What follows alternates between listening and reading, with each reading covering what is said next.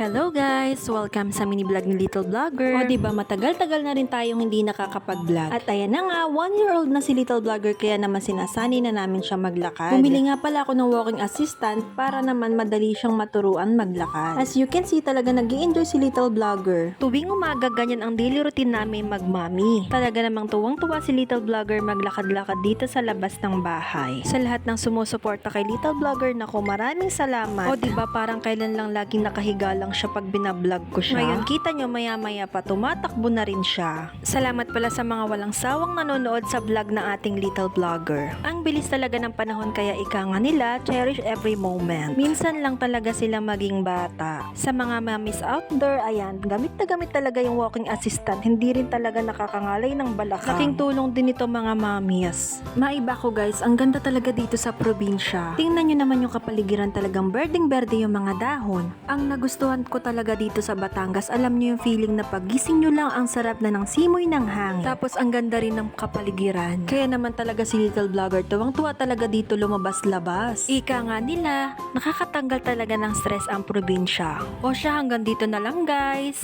Sa mga hindi pa naka-follow, pa-follow na lang para ma-update kayo sa mga video ni Little Vlogger. Thank you for watching. Bye!